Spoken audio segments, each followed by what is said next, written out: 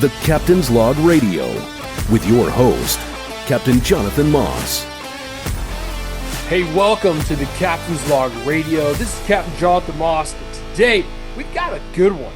You know, I've spent a lot of time fishing inshore, offshore, nearshore, freshwater, exotics, fly, but the guy I have on today, Captain Justin Santillo, this dude knows a ton. Is the expert level. If this was a crime scene and we needed someone to testify on the stands, you needed like the expert guy. This is the dude you want to talk to, Captain Justin Santillo from Line-Sighted Tackle. Justin, my friend, how are you, dude? So good to see you. What's going on, Jonathan, man? Good to have the show with you today. That's awesome. Yeah. You know, I feel like I see you 3 times a year, and it's usually Wednesday, Thursday, Friday at ICAST, you know, a week in July. So it's good to run into you not in a convention center. Normally at ICAST, I'm 100 miles an hour. I don't have time to stop and talk to all my friends, and I end up doing it anyways, but that's when I see you the most. So it's good to see you here. Let's dive into your fishing, man. You have just an incredible fishing career. Let's get started. Where are you from? Where did you grow up fishing? Tell me all about that, man. Yeah, man. So I started fishing when I was a kid with my parents up in the Cape May, New Jersey area off the Jersey Shore. Kind of cut my teeth with stripers in the rips during the winter time and weak fish and flounder and stuff in the summer. So fished out of Cape May for probably 10, 12 solid years as a youth. With my mom and dad up in that area. After college, I really wanted to move to Florida and kind of start cutting my teeth down here. So I moved to Florida after college. Didn't know if I was going to get into the fishing side of things right away, but it just called me back. And immediately, as soon as I got here and saw the Gulf of Mexico, I originally started in Tampa. I was drawn to the Gulf of Mexico and Tampa Bay, and started fishing Tampa Bay pretty heavily. Awesome. So once I got doing Tampa Bay and really got back into Gulf fishing and getting offshore and realizing how far you had to go in the Gulf to go offshore, it was a big difference from here to New Jersey. So it took a little adjusting, but we adjusted pretty good. Cool. Yeah. The Gulf side, if you're not familiar, the Gulf side compared to even the Atlantic side here in Florida, like I think about Captain Mark D'Addario, Captain Chris Lemieux, guys are we both know we're friends with. When I fish with Chris out of Boynton Beach, you can literally see what people are having for lunch on the beach and still be in like 200 feet of water. Whereas on the other side, on the Gulf side, to get to that depth, you are driving really far out, really far out. I want to say, and I'm sure I'm wrong, and you might know the answer to this. Is it a mile, a foot? Isn't that what they say? You got to go like, it's something crazy like that. We'll go like 15 miles off, and we'll still only be like 50 feet of water. Yeah, like, it's pretty wild, right? It's not a big drop, and these guys who are running these like a Freeman, like a 50-foot Freeman with quads in the back, and they're running like 60 miles, 70 miles an hour. They're able to get way offshore on the Gulf side and hit fish that the normal wreck angler with a single outboard center console isn't going to have the opportunity to. Even the guys with the twins, they're going to take a little bit longer to get out there than the quads, and you definitely got to pick and choose your days. So you're right, man. That Gulf side is a unique fishery. Yeah, it was kind of crazy when I got over here and realized how far you had to go, and that's kind of what led me more towards the East Coast and what I did once I got my charter captain's license and stuff. I had, started with a guy that wanted to run a business in Palm Beach in the Bahamas. His name was Brad. Great guy that kind of took me under his wing, and we started doing some stuff offshore in the Bahamas and deep dropping and more stuff that I was used to on the East Coast than doing over here in the Gulf. I did do some of that deeper stuff in the Gulf, but like you said, it's a lot longer of a ride. You know, if you're on twins, you're kind of hamstrung to that 40 to 60 mile range, and you're still in 140 to 150 feet of water, depending on how far southwest you're running. So, you know, the guys with triples and quads, you can get out, you know, 100 miles and start hitting that deeper water, 3, 4, 500 feet of water, and start deep dropping. So, definitely led me more towards the East Coast, and how all this happened was with that Bahamas and Palm Beach side of things that I was chartering with. Yeah. Yeah. So that's when I've done my fishing with the type of lures that you make. You know, we've done I've done tile fish, I've done swords, tuna, wahoo, kingfish, sailfish, but this is not something I didn't grow up doing that. You know, when we went Yeah. offshore, it was out of Southwest Florida, running out of Port Charlotte, running out of Charlotte Harbor, and bottom fishing, cut bait, Mhm. using cut squid and shrimp, and getting it to the bottom and catching grunts and red grouper. I didn't really get into that offshore stuff, honestly, until I started fishing with like Chris Lemieux, with connections he both and I were on we still are pro team for Danco Pliers, and then we Yep. started the captain's log and got into the offshore stuff with Chris and Mark and a few other captains we've done offshore stuff with. It's a new it's a new game. Like everything's bigger, bigger Hmm. boats, bigger gas tank, bigger gas bill, bigger Yep. rods and reels, bigger Bigger tackle. rods and reels, right? You Yep. know, even to the point where you could even be using electric reels. There is such it's a whole new fishery. So let's dive into that. Give me a background. Give me some of the stuff. What is a list what's your top 3 or 5 lures that you sell? What are they for? Let's break them down. And we're gonna run out of time on this first break. So it's okay. We can take all the time we need to get to that. Yeah. But let's go through, break down some of the lures. Like if you were getting started with this, if you wanted to fish offshore for wahoo, mahi, kingfish, what are we grabbing? Tuna, what are we grabbing? What do you recommend? Yep. So one thing that I've been known for since like 2019, I make a lure called the Hump Buster. It's basically a Mylar hand tied lure, and this is kind of a bigger version of that. All right, and this is using a head from actually a Captain that's in Palm Beach. It's a not for nothing chugger head that's on top of this Hump Buster. All right, Oh, and this is like a mid rigger bait or middle of the pack trolling bait that you're going to catch mahi, tuna, wahoo. In fact, marlin. We've caught marlin on these lures, wow. and you don't got to put meat on it. You just run it as is. So, like for you being an inshore guy, it'll look a lot like basically a really large clouser minnow. If you're a fly guy, it's got that Yeah. fly look to it, right?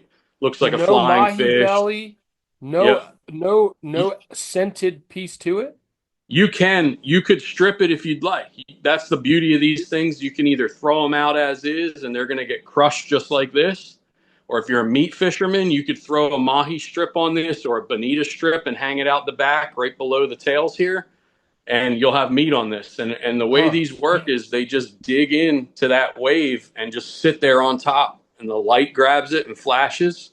Yes. And oftentimes, when we're trolling stuff that's way too big, and that's why we're not getting bites, right? So you kind of have to simplify it and dull it down. And there's a time and a place for running big baits. Majority of the time, if you're off Palm Beach County, Atlantic, pull something this size, and you're going to catch those dolphin, those schoolies, and those gaffers. You know what I How mean? And, how and big is that? approximately 7 inches. I know it's hard to Okay. see on this, but that's to the hook. You're only talking 4.5 inches. So you have Okay. this in the back that's flashing, and they're on 80-pound leader. So it's nice light presentation, strong leader that if you do get something toothy, you got a long shank hook in here, you have a chance to land it. We've got guys that land wahoo on a mono rig like this. So Well, wahoo that's Will wahoo crash through that or thrash through it, try to rip it, cut it in half? Yeah. I mean, they will. That's the advantage of having that long shank hook. That if they do come through and crash, it'll take the mylar and stuff with it, and hopefully that hook stays, in front of those teeth. You know what I mean? I'm not Yeah. going to say you're not going to lose this if a wahoo comes in and eats it, because Yeah. they definitely do get cut off. But we do have guys that have actually landed wahoo on these mono rigs, rigged the way that they are. Hmm. Um, Okay, so so if you're not familiar with what we're talking about, these kind of fish, wahoo and kingfish, they're very similar, okay? But the wahoo is probably the king of the two, okay? Wahoo is a fish that you can eat raw. They're beautiful. I mean, they're absolutely gorgeous. If you're not familiar with it, Google it. Google wahoo, Wahoo, okay? Both are powerful, fast, sleek fish with a mouthful of teeth. And what I was yeah, talking about where they thrash through, they come through, they like to slice their food. They like come up and cut it in half and then spin cut back the tail around off. and Yep. eat it again. So there is a rig called a kingfish rig, or I'm sorry, a stinger rig, Yep. where you have two treble hooks and a piece of wire, and you got one bait, and you're hooking one of the hooks in the front of the fish, and one of the hooks in the front of the bait, and one of the hooks in the back of the bait. So if that kingfish or that wahoo will slice through it, you've still got two pieces of meat, two pieces of bait that are hooked up. And so when Justin's talking about, hey, we've got a longer hook shank here, it's for that reason, because these fish, these you don't want to put your hands anywhere near the mouth Yeah. of these fish. Yeah.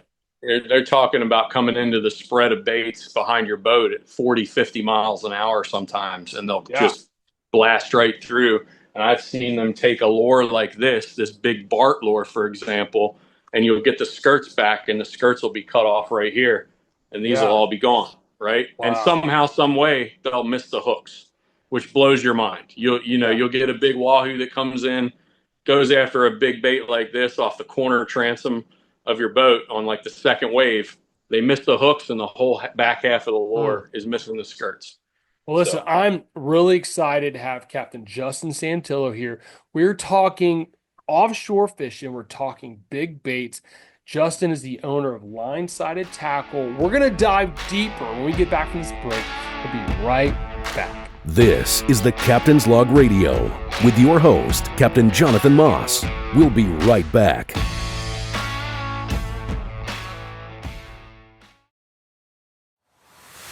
Welcome back to the Captain's Log Radio with your host, Captain Jonathan Moss.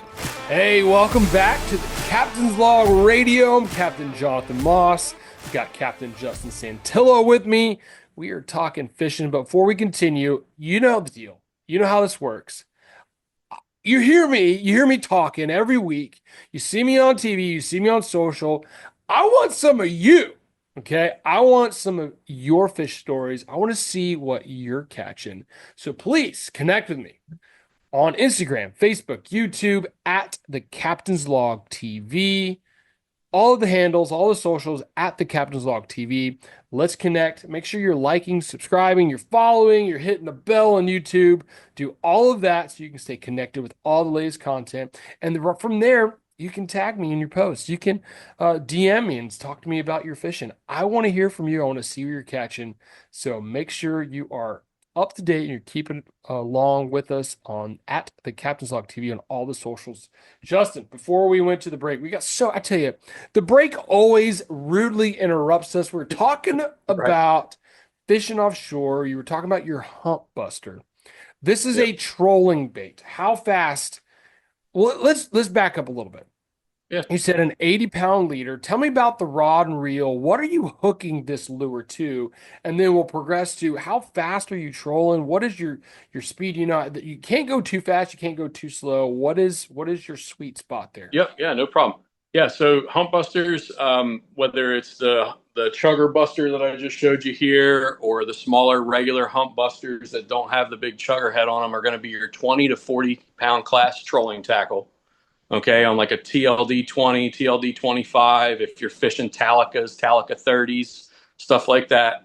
20 to 40 pound line class, and you're going to be trolling those baits anywhere from 4 to 7 knots if you're pulling a normal trolling spread. You can also, the beauty of it is you can also bump troll them if you're king fishing. Okay. So if you're out king fishing and you wanted something that's got a little bit of steel leader in it, you could bump troll this bait behind your liveys. If you're bump trolling at 2 knots or 1 or 2 knots, and this is going to flash behind your liveys and bring a bunch of, attraction to your spread with your live baits. So that's the beauty of them. They're super versatile. Run them. Anybody that trolls is going to be pulling that kind of line class and stuff. So you can use them pretty much anywhere you'd like. Now, you mentioned the TLDs. Do you ever use a spinning reel? I do have some captains using spinning reels like Saragosas and stuff like that, 8,000s, 10,000s. Because obviously if you're trolling a big king or a big, wahoo or a big mahi for that reason, if you're going one way, at 4 or 7 knots this way, you're going to want that line capacity of like an 8,000 or a 10,000 Gosa, because of the line going the opposite way. Do you have a preference between braided line and mono for a main line? So, yes and no. So if you're trolling this kind of stuff on conventionals, I prefer 20 to 40 pound class mono. If you're on a spinning rod, then obviously you'd most likely be using braid on the spinning rods for the capacity. Have more capacity. Yeah. Yeah, exactly. Now, tell me about the mono. Are you using high vis? Do you think that matters? So I've seen both sides of that coin. If I'm fishing a boat with like big riggers, like a big sporty or something like that, I do kind of prefer higher vis lines so that if I'm running like a 6 to 7 rod spread, you're able to see where those baits are going. Okay. If you're on your average center console or even some of these triple engine or quad engine center consoles, you're a little bit closer to the trolling spread. You know what I mean? If you're running a big 60-foot sport fish, you can run those baits way further back behind those waves than you would be able to on like a 32-foot contender or something like that. So it's all relative. I've fished it both ways. I haven't seen a difference in, say, mahi fishing and stuff like that with using high vis lines, because you are still using a top shot of clear leader and stuff. So the baits are further back behind those high vis lines. But on some of the other species like marlin and wahoo, there may be something to those higher vis lines. Whether it's proven or not, I don't know. It may be just be personal preference. But okay, so let's talk about mahi. We've mentioned mahi a few times. We're using this hump buster. You said that bait is staying up on the surface. Are you primarily doing that around a grass line, a weed line? How are you able to, what are you looking for before you deploy that bait and start fishing it? So yeah, if you're out, say, off Palm Beach or in the Keys even, and you're out in the Gulf Stream looking for floating debris, looking for a rip line or something like that, and you're going to run that bait way back in the spread. Okay, you want that small bait to basically be your last bait in the spread, whether it's on your long riggers. Tell me about that. Tell me about that. That's interesting. So the biggest thing with setting up a proper trolling spread is you do want some bigger baits, okay? But you want those bigger baits up closer to the transom of the boat. And the reason being is, and I learned this from Bart Miller and the guys at Black Bart, right? If you're a cat, you don't really care what color this is, right? But what you want is the movement, right? So if you're under the water and say you're a fish looking up and all you have is one of these in the back of your trolling spread, you're not really going to see this per se from 150 to 200 feet below, right? But if you've got one of these on the back of the transom on like the second wave or third wave back, causing a ruckus in that whitewater, you're going to see this movement, right? That's going to drive that fish up to your spread. It may not eat this bait if it's not big enough, right? But then here comes this little guy past, and he's going to turn off of this and eat something that's going to fit in his mouth, Now, Okay. the first one, the bigger one, do you have a hook on that, or is that strictly a teaser? Yeah, normally this would have a hook in it. The skirts would be cut a little bit shorter. This is just a brand new Bart lure, but this would have like a big 10-0, 11-0 hook for either a big wahoo or a big marlin, something like that. That's going to come up and be able to eat something this big. Okay. Yeah. Um, some guys will pull these as a teaser just to do what I just explained with Yeah. bringing Yeah. fish up. And when they get up to the surface, you might see guys pitch a ballyhoo to them, or they'll pull the smaller lures through the spread, and that fish is going to turn off this big attention getter and go after that small Mm, bait. So mm, setup is key with everything in trolling, and the biggest mistake people make is they get a big lure, maybe not this big, okay, because this is a big teaser, but something half this size even. If that is run too far back in the spread, it just doesn't seem natural in the eyes of a fish. You want mm. the fish to be schooling, right? So the bigger fish are always going to lead the way, smaller fish to the back, stragglers, stuff like that. So when the fish Gotcha. come up, if All the right. Yeah. presentation doesn't Okay. seem right, they're not gonna come into the spread and eat. You know what I mean? What are those bigger baits, or what are they supposed to represent? What are they supposed to mimic? So something like this with this pink and blue would be like a big mackerel. If it was like black and gold, be like a tuna, like a blackfin tuna. Okay. Okay. And a lot of times with the marlin guys, you'll see them, in Panama and Costa Rica and all that stuff. They'll actually thread a blackfin tuna up and throw a whole tuna out there Yeah. for a marlin to eat it, right? If they're bait fishing, if they're meat fishing.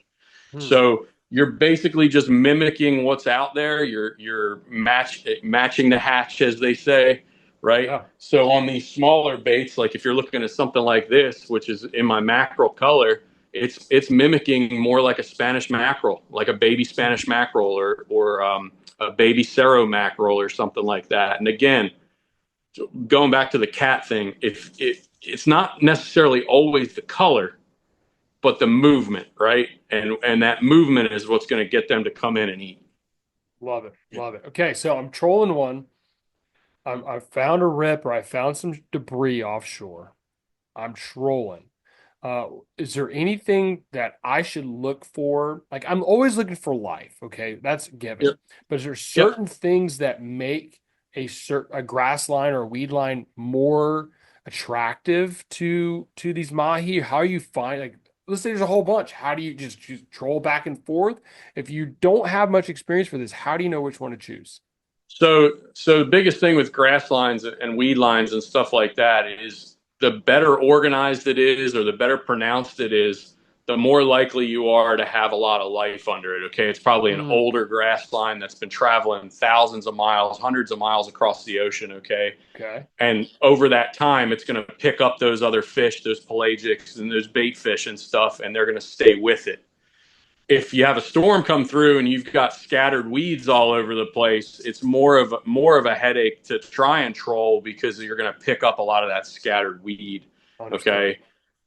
So what we would do, like if I was off Palm Beach, or even in the Bahamas, when we find scattered weed lines, we'd kind of look for ones that were more organized. Okay, where it wasn't just a bunch of scattered weed. If it was a lot of scattered weed, a lot of times we'd pick up and go do something else, like deep drop or something like that, um, Okay. and target something else, because you end up, if you're trolling ballyhoo, or you're trolling these lures, you're bringing them in all the time to knock the weeds off of Clean them them, and up. it just Yeah. not very productive. You're just kind of driving around, and you might pick up a fish or two, but it can be kind of frustrating. So if you're looking for like debris, though, like a log or something like that, any log, any piece of debris, we've caught big mahi off a plastic bag.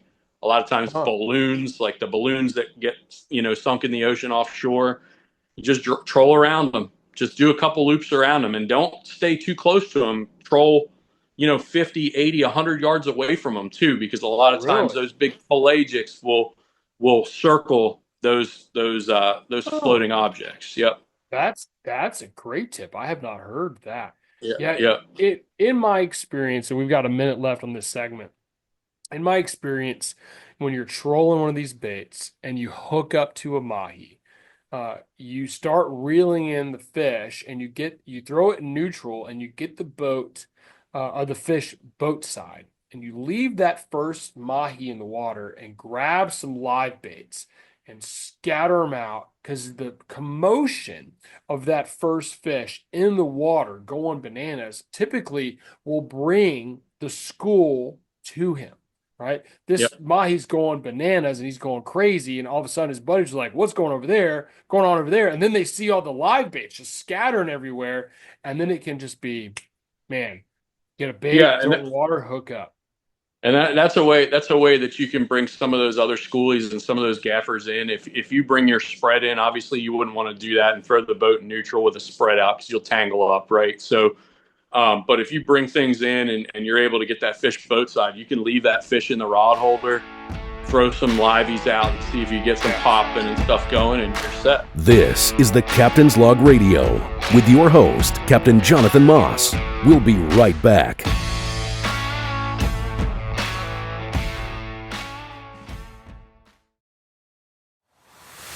Welcome back to the Captain's Log Radio with your host, Captain Jonathan Moss. Hey, welcome back to the Captain's Log Radio Show. I'm Captain Jonathan Moss. I got Captain Justin Santillo with me from Line-Sided Tackle. We've been talking fishing offshore. I love fishing offshore, and these fish, I think honestly one of my favorite parts, my favorite part of fishing offshore is I don't throw these fish back. Obviously, if it's not legal or if it's not big enough, but this is grocery shopping for me. We're talking some of the best eating fish in the world, from tunas to wahoo, mahi, even kingfish. I love eating kingfish. I'll tell you what, I have been talking about smoked fish dip every day this week on my charters. I'll eat smoked fish dip until I'm sick. I love it, man. And I make a mean smoked fish dip. It ain't hard either. And kingfish is one of the best fish because they're oily to smoke. You brine it, you smoke it, you mix some cream cheese, some mayo, some jalapenos, and bam! I mean, you got a good meal right there. So tell me more, because I love this style of fishing. How did line-sided tackle happen? Obviously, you offer more than just the hump buster. Give me the details, man. What all do you make? How did it start? And then how can people get a hold of you to buy rigs, buy gear? Yeah, no problem. Yeah, Jonathan, line-sided tackle actually was a byproduct of the COVID pandemic, believe it or not. I had a charter business that I had talked earlier about Brad gave me the opportunity to run this charter business in the Bahamas. And as you know, being from the East Coast, when COVID happened, the Bahamas everywhere got shut down, right? So you can't really run an all-inclusive traveling charter business to the Bahamas and during a pandemic. So I had some charter buddies out of Palm Beach that were fishing some stuff that I had used in the Bahamas, my deep drop rigs that were known for. That's how I started, was really deep drop rigs. And they had asked me to make them some stuff because a lot of the tackle shops were struggling getting product. Everything was kind of shut down. So I started making some stuff for the local guides in Palm Beach as well as Tampa Bay and some other stuff with no real intention of starting a tackle business. Okay. But I was a charter captain that was kind of out of work at the time. And it was something cool to do while we were kind of locked down on pandemic. And the deep drop rigs kind of took off, and word of mouth between captains and docks and sport fish boats all over the world were kind of like talking, "Hey, you got to get with Justin for these deep drop rigs." And I talk for your customers that don't, for your listeners that don't know what a deep drop rig is. It's a multi-hook rig for deep dropping in 800 to 1,200 feet of water. Okay, 600 to 1,200 feet of water for tile fish and queen snappers and big groupers and stuff on electric reels. So once I started making that stuff, I kind of started realizing that I might have something as a tackle manufacturer. And I started making stuff that I used in the Keys on charters and in Palm Beach and trolling rigs and kingfish stuff. And it just kind of spiraled out from there. And it's blossomed into this huge tackle rigging bench that I have here with crimpers and all kinds of tools. And this is what I do now. Dude, so how, like, Where did you learn how to make all these lures? You were talking about a guy named Brad. Did he teach you how to make these rigs, or is this something you No, learned as a no. So kid? no, so Brad was basically just the owner of Fathom Fishing Company as a charter business, and we fished a lot of the rigs. Like a lot of this stuff is just hand tied mylar, Jonathan. Hmm. So like when you're rigging up a bait and you've got mylar, you can make it look like a fly or Yeah. whatever, and you just hand tie it and make these rigs and. Um, I'd ship them out to guys that would buy deep drop rigs. I'd be like, hey, why don't you try this on your next trip? Let me know how you do. And they send pictures of the mackerel and send pictures of Hmm. tunas and hey, we're crushing it on the hump buster. And it was just like, okay, eye opening, right? It's like I have something here that people are enjoying. And I started living vicariously through those customers. I wasn't being able to get out on the water, right? Because we shut Fathom down and things changed and I stopped running the boat. So I wasn't able to get on the water. So every day I'd wake up, I'd get these messages with somebody holding a big fish on one of my Yeah. lures, and it was That's really, really cool. fulfilling. Oh, that's really cool. It's it's not the same, but it's similar. I tie flies and I hand a client a fly that I've tied and see them catch a fish on it. Right. Like that's special, man. Like that's Yeah, very it cool. is. You created something that tricked a fish, and now you're creating something that you're selling to guides all over the world who are then creating memories with people and catching Right. all these fish. Dude, that's very, very cool. Very, very Yep. cool. So give me the array. Is it just the hump buster? Tell me the different versions of baits you make and sell. So we make Hump Buster, which is a small trolling bait. We make another size called the Chugger Buster. We make a Mac Buster, which has the wire in it, Hmm. and then we have some other stuff. I've got some Wahoo rigs. This again is one of the not for nothing heads from Phil down in Palm Beach. He makes these beautiful, beautiful flashy heads, right? And then we put super nice. I don't know if you can see that, Yeah, but yeah. real super nice Fudo fishing hook sets that I make right here in the shop on steel cable for Wahoo. And then we have a variety of deep drop rigs. For this one, it's a Queen Snapper rig. Little secret that I'll put on the show here: Queen Snappers love pink squids. There's something about pink squids. If you ask anybody that's ever fished my pink squids versus a green squid, it catches 10 times the amount of Queen Snappers than the green rig. It's Oh. crazy. Some kind of phenomenon, right? Wonder if they Um, see the pink better in the deeper water over the green. yeah, I don't know. You It's know just that the crazy. saying, if it ain't chartreuse, there ain't no use. But if it comes to queen snapper, baby, queens, they like your pink. They like the pink. They like the pink. No, I love that, dude. So Wahoo shock leaders, swordfish stuff, kite fishing supplies. With being in Palm Beach, I did a lot of kite fishing for sailfish, a lot of Wahoo fishing right up front. Literally right out front of Palm Beach Inlet. As soon as you Hmm. got to 140 feet, just drop them back and fish that ledge all the way down to Boynton and back, or you know. So I've got everything that I did as a charter boat captain. I offer it here, and then like for the things that I not that I'm not comfortable tying, but I don't really have the time because of how much I do offer. I sub that out to captains in Palm Beach and guys that own tackle businesses in Palm Beach because knowing you in the business too, I support those that support me and support other guides, right? This isn't a one man show. The reason why I have all this is because of those guys originally wanted my stuff just because of the pandemic. And Yeah. I kind of, as a person I like to keep the business local. I like to support Florida businesses, right? So Yeah. I have Phil doing these heads for me, and we're coming together and making some really killer stuff. Well, I love that they're made in Florida. They're made in America, you Yep. know? And every lure that you make is made with passion, with heart. You know when your mom makes you a meal and she hands it, you're like, "Mom, this is really good." And you're like, "Yeah, because I Yeah. made it with love." And like Yeah. that's when I see you post on social media about your lures and I see you go live and you're making stuff. I mean, I'm like, the dude is passionate. The Mhm. dude is serious and he's giving it everything he has and he's making it with love. And man, God's blessing it, bro, because they're catching some serious fish, bro. And I Yeah, it's love pretty seeing awesome that. to see it blow up. Yeah, it's pretty awesome to see. I've got a fun story with deep dropping.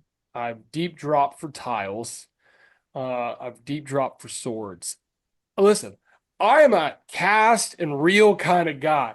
So when you get this old boy a electric reel, first time I did it, I was with Captain Chris Lemieux. We were closer to the Bahamas than we were Florida, in 1,800 feet of water.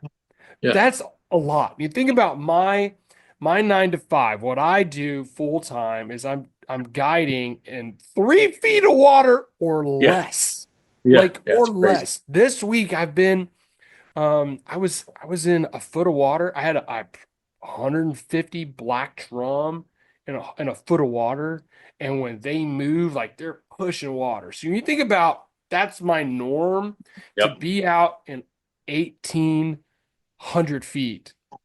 And we had a 10-pound lead, yep, okay, to get this bait down to the bottom. So what you do now is we threw everything in the water and Chris knocked it in gear and he said, look at your reel. And it's got a line counter and it tells you how much line you have let out. And so yep, he looks at his Jeep at his compass and sees his heading and he continues that direction, okay, until we got to 1,800. And then he turns the boat around and he drives yep, all the way back.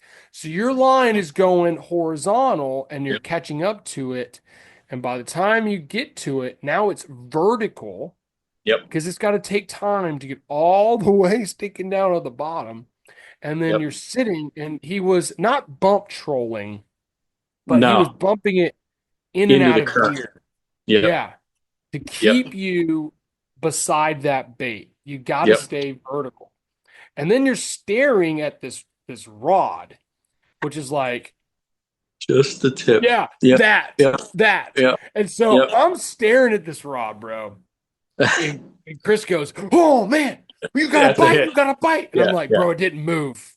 Like yeah, I didn't move." He goes, "You got a bite. Pay attention to it. Watch it, watch it, watch it, watch it. You see that? You see that?" I was like, "Bro, what are you talking about?" But the yeah. dude knew what he was talking about. He was spot on. Oh He's yeah, like, "Flip the switch, total hit the different bite, button." man. Yeah, Yep. think about when that fish eats that bait, that pressure, that moment, that eat, that take has to travel 1,800 feet back up to the surface and move your rod tip. So hmm Again, the movement, with the waves and everything else, and you're watching for yeah, that just that one stall in the pattern of the tip, right? So as you're yep, going up the waves, and all of a sudden that rod just kind of stays down, it's a bite, that's it. you know. That's it. And yep, We flip the switch, lay the hammer down, that reel starts, and then all of a sudden it's like, oh, and then that rod bends over. It's like, oh, yeah. And then you got you to get the lead off. it was awesome. Hey, we Yep. are quickly coming up to the end of our next segment, come to a break.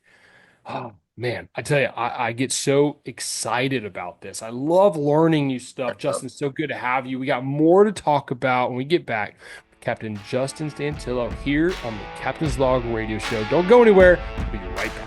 This is the Captain's Log Radio with your host, Captain Jonathan Moss. We'll be right back.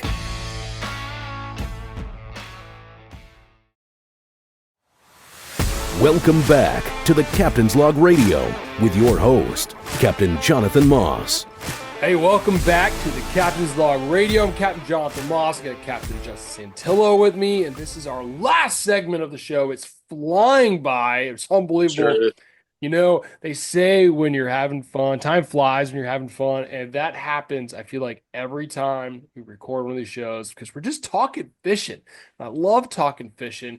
You know, I get asked a lot when I'm on the water with clients. Tell me a crazy story. Tell me about a fishing moment you'll never forget. And you know, having the opportunities that I do, having the Captain's Log TV, I get to fish all. I'm very blessed. I get to fish all over the Southeast with some incredible guys like Justin, and just experience things. And I get to take a lot of people fishing, guiding full time, and time with my kids. What I don't want ever is to have like a qualified captain moment where it's going to end up on social media, like I sunk my boat or something crazy. But when you spend as much time on the water as we do, you you just happen to come across events, memories, stories, things you never forget. I remember when I was in high school and I played football, our coach could tell us stories of games from like 40 years ago. And I'm like, bro, like I don't remember what I had for lunch today.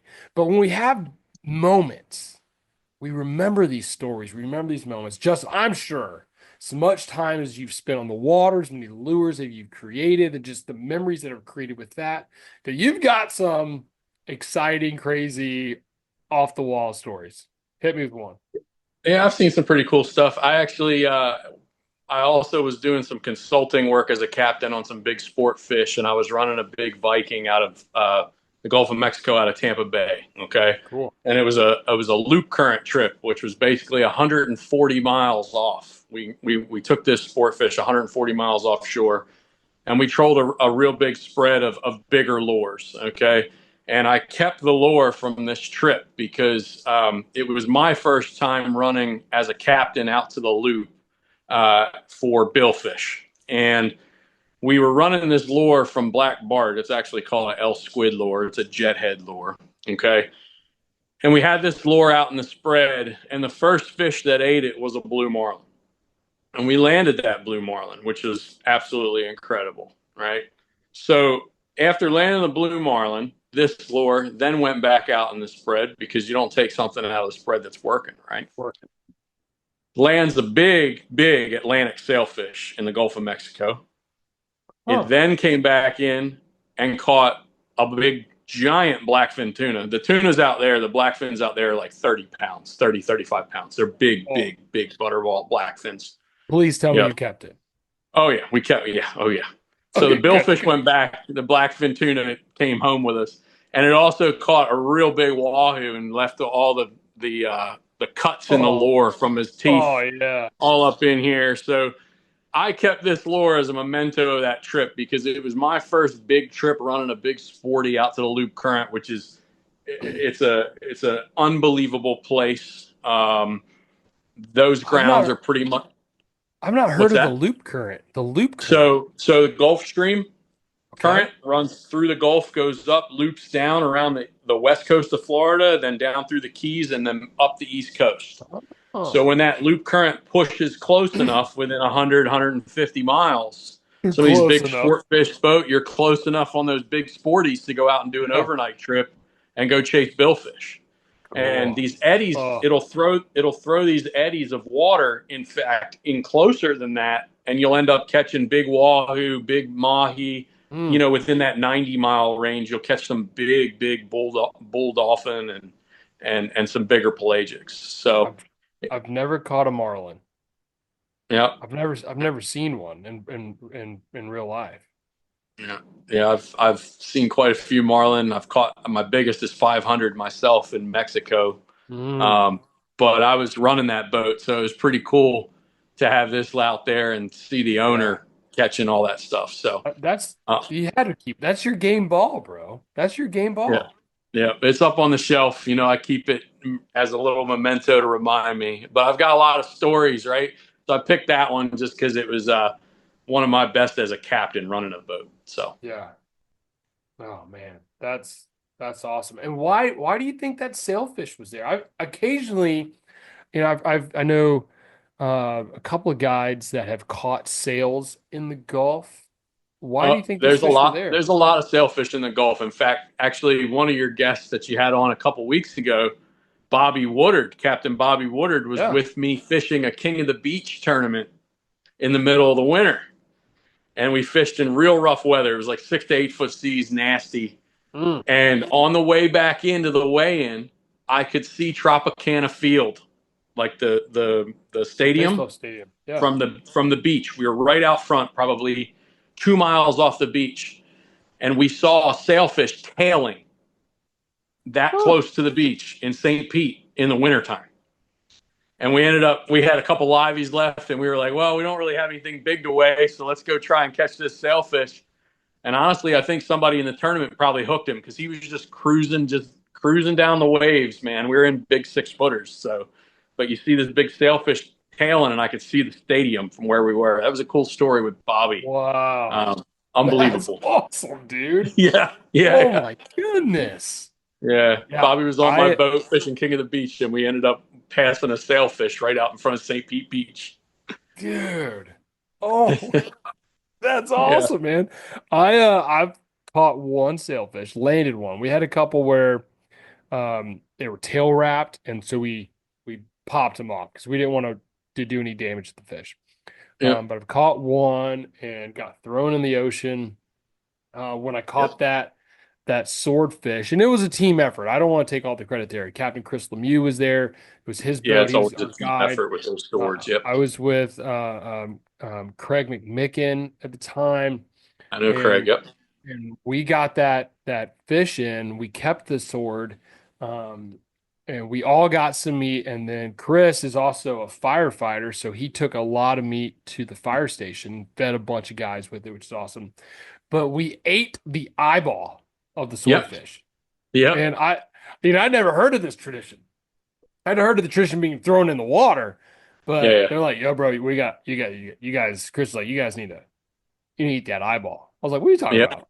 Yeah, you got to eat that eyeball. And we did. Yeah. We did it. Oh, yeah. A little salty morsel. Yep. Yeah, that was a salty morsel. Very, very interesting. No, I tell you, when we caught that sail, and that was with Aiden Natalie, we did an episode down in Stewart out of his center console.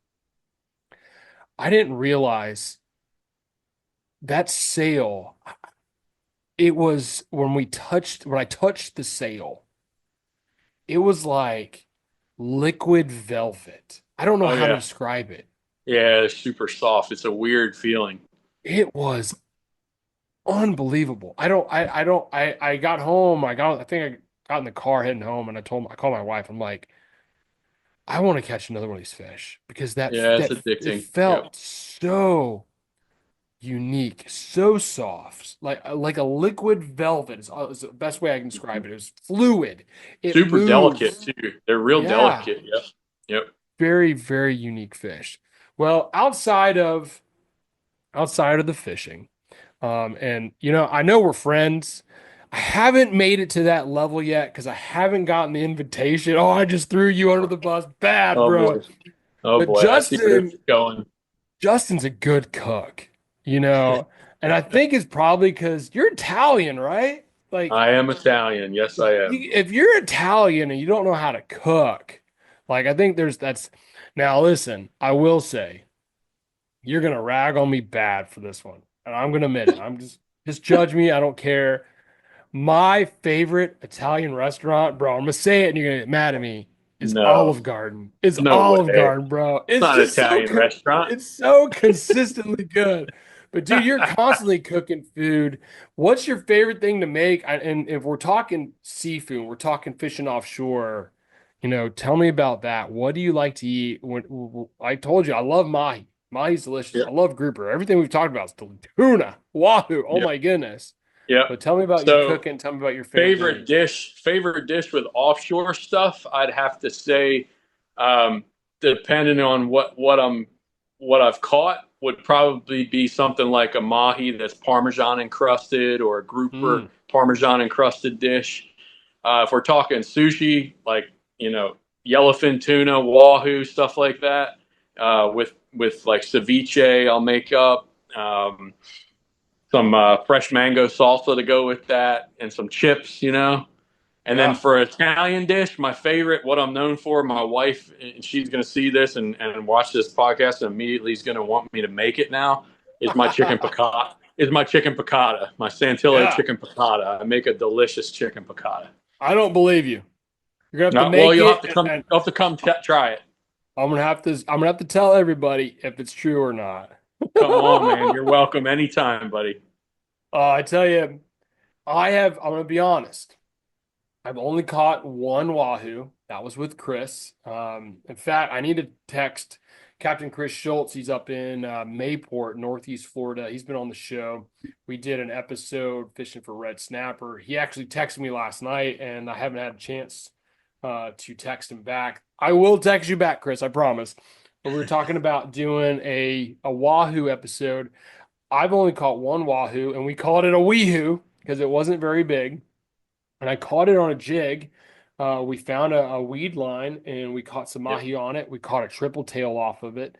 There was something floating in the water. I remember like a bucket or something. We caught a triple tail off of it. And Chris was like, dude, grab this jig, send it down, and just pop, pop, pop, pop. Sing, pop, pop, pop, pop, pop.